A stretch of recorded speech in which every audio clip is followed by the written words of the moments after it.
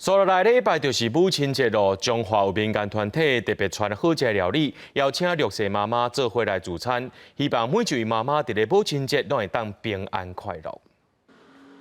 青草的控肉饭，佮有代表酸甜苦咸的小菜。这礼拜就是母亲节咯，中华仁爱基金会提早庆祝，邀请生活较歹过妈妈来食好料，希望互因感受到过节的气氛。控肉好诶，控肉上好食，高粱仔做好食。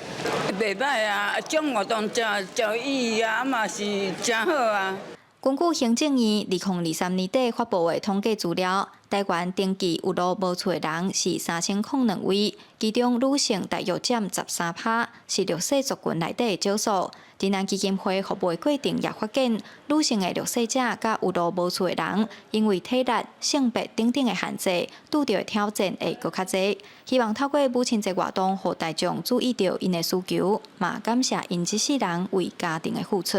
站的内底义工，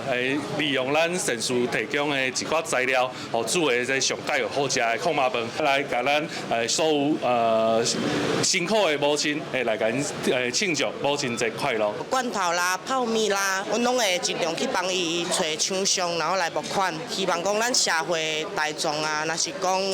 有一寡厝内底会使无用到，也是讲就欢迎大家来做伙做这个爱心安尼。仁爱基金会表示，除了普通时啊会提供食米，年仔节啊嘛会发物资互弱势民众。毋过自从疫情发生较紧，募款的状况一直无理想，基金会就望社会大众加关心弱势族群，帮助有需要的人。记者杨淑静，中华报道。